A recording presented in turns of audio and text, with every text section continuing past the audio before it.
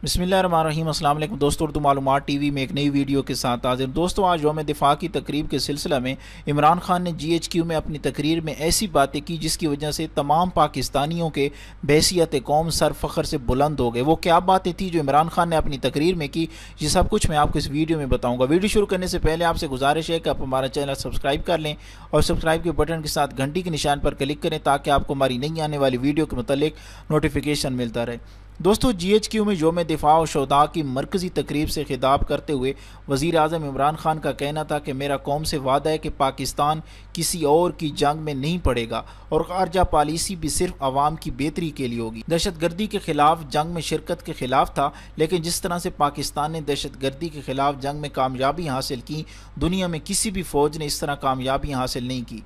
इमरान खान का कहना था कि सिविल मिलिट्री ताल्लुकात में कोई मसला नहीं है, हम सब का एक ही मुश्तरका मकसद है कि मिलकर इस मुल्क को आगे लेकर जाना है। मेरा जीना मरना इस मुल्क के लिए। ये मुल्क ऊपर जाएगा तो मैं ऊपर जाऊंगा और ये मुल्क नीचे जाएगा तो मैं भी नीचे जाऊंगा। उन्होंने कहा कि पाकिस्तान ऐसा मुल्क है जो इस्लाम के नाम पर कायम हुआ था, लेकिन आज कौम मसाइल में घिरी हुई है।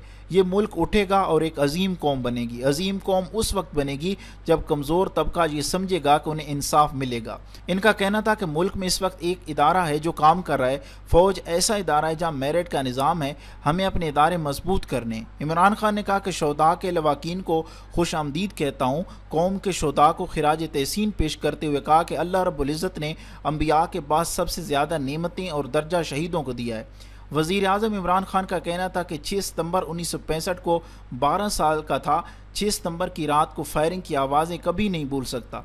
मेरे कज़न ने भी मोर्चा बनाया था, मैं भी अपने कज़न के साथ गार्ड ड्यूटी देने पहुंच गया था। मेरे कज़न ने मुझे छोटी उम्र की वजह से वापस भेज दिया तो बड़ा दुख हुआ। 6 सितंबर वाला जज्बा कभी नहीं देखा। अगर क्रिकेट की तरफ ना जाता तो शायद आज मैं भी रिटायर्ड फ़ौजी होता। दोस्तों, वीडियो अच्छी लगी तो अपने दोस्तों के साथ फेसबुक और व्हाट्सएप पर ज़रूर शेयर करें। वीडियो देखने का बहुत बहुत शुक्रिया।